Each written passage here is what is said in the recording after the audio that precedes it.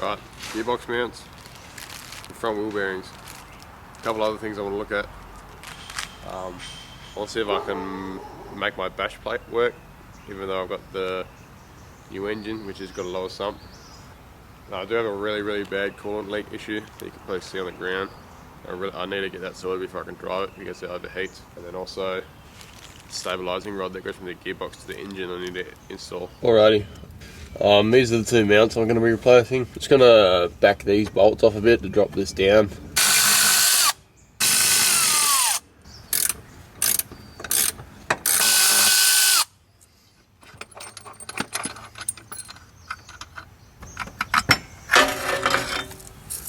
Right, just got that cross member out.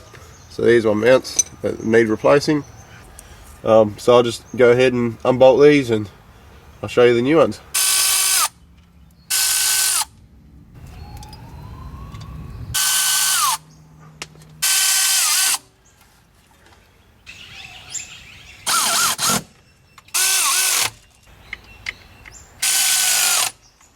Alrighty, pretty easy job apart from the rounding, but that's alright, got that sorted pretty quick. There, new gearbox mounts, and on to the next job. So the next thing is this stabilising bar that goes from here, which this is off the EA82 that I've just cut and bolted to the engine, and then it goes to up here.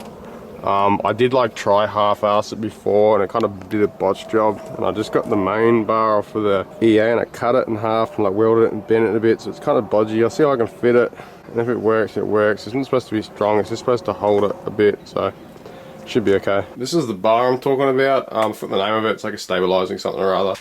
I did this a while ago, I just never fitted it and I never fully welded it. So I don't know, hope I did it right. I guess I'll find out. It is pretty thick, it is pretty malleable metal, so I can bend it around.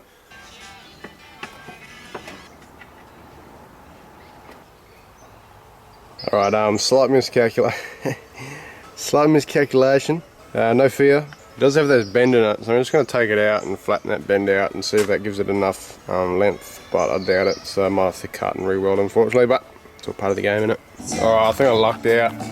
I bent it out and it seems like it's going to fit. Lines up there, and you need to go a bit more towards the firewall that side, but you can see how it's sort of slanted up, so I'm sure I'll be able to get that little bit of distance. Alrighty, I did have to actually extend it a little bit, which has been annoying, but it only took me an extra 10 minutes. Chucked a little lick of paint on it. Now I'll pop this in and then I'll start getting these wheels off to do these wheel bearings. Bang! Got her on. Found some random nuts and bolts in the fucking bucket. There we go. Alright, let's get these wheel bearings done.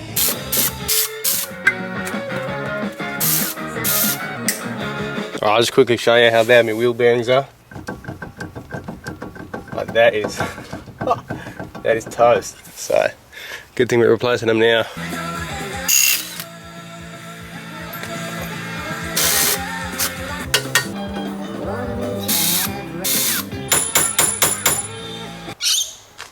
Alright, got the dog. Alrighty, got that second one out. So I wasn't initially going to go into much detail about changing these bearings out because I've actually never done it before, but I got a mate that's done it before because he works at an auto shop. What happened is that we took him over to his press. We started pressing them out. Quickly realised that that wasn't really working. Thought they were just super warped in there. Kept pressing. Ended up snapping off one of the arms.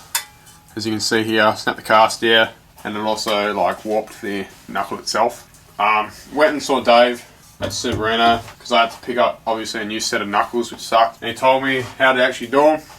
These ones you don't press all the way out, you have to knock them out from the inside out, and then you just press them in like normal wheel bearing. So I thought I'd just try that process because there's actually a couple of tips and tricks that he taught me. Anyways, here we go.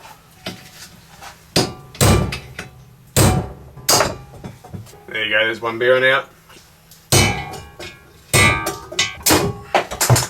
Bang, there's your second one. You can see a lot better now that there's that inner ring here that stops you from pushing them all the way through. So that's where we've got to hit it from either side. But now I'll pack the new bearings, put the center in, pack this center full of grease, and knock the new ones in. The little trick that Dave taught me about getting the most out of your bearings is that you pop these dust covers off and then pack them with this Penrite high temp wheel bearing grease. Put one of the covers back on, the one that's on the outside, and leave the inside cover off. with all that other grease in there, and he reckons that's the best way to do it. Make sure that your bearings last longest. So that's what I'm going to do.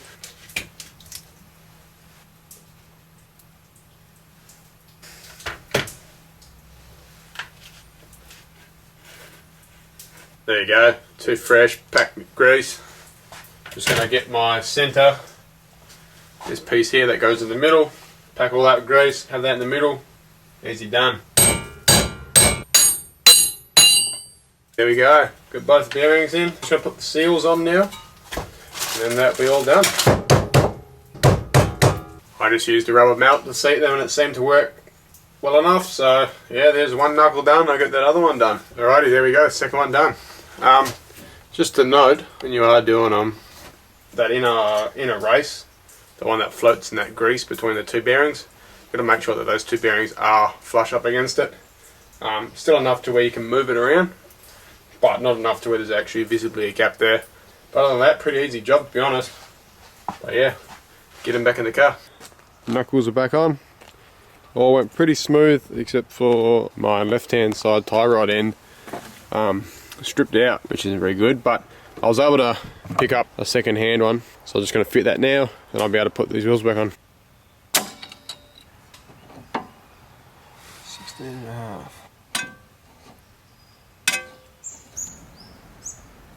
Sweet, there we go.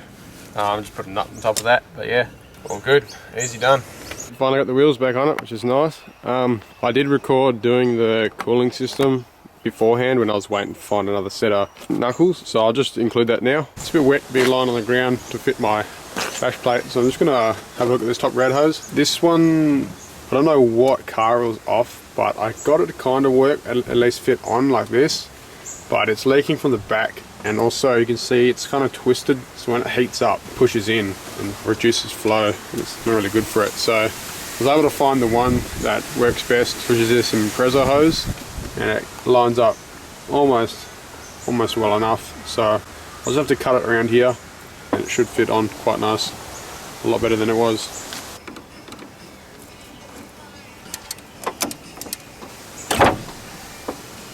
There's the old one. You can see here how it's like dented, so it always like suck in, and then I cut it pretty fucking shit to be honest, so you can see where the band was, and it must have just not been all the way over. It was leaking out of there. But get the freshie on. This is what's supposed to be on, not this one. This is just one I found, so it should work a lot nicer.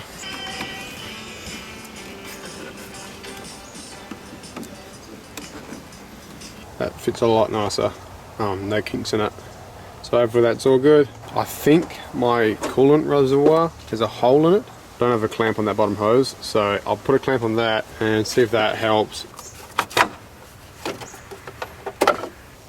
I can't really see any leaks on it at all. I'm just gonna put my thumb over that and fill it up with water, and then I'll be able to tell whether or not there's leaks. Got it all filled up with water. You can see, whoa! She's not leaking, so it must have just been out of this. So I'll chuck a clamp on it if I have one. If not, I might have to do the old zip tie trick, but should have a clamp somewhere. And yeah, after getting that filled up, I flushed all the system, let all the air bubbles out, and it seemed to idle quite nicely. Final step is just doing my bash plate now, which I have already slightly modified. I just made this initial bend here a lot more steeper, and that one at the back, but to re-drill new holes to accommodate the larger sump. I do need to bore these back holes out a little bit more. I'll do that, and then we can chuck it on and see how well it fits. Bang! Alright, got these two bored out. It looks kind of dodgy, but don't worry about it. Let's see if it fits.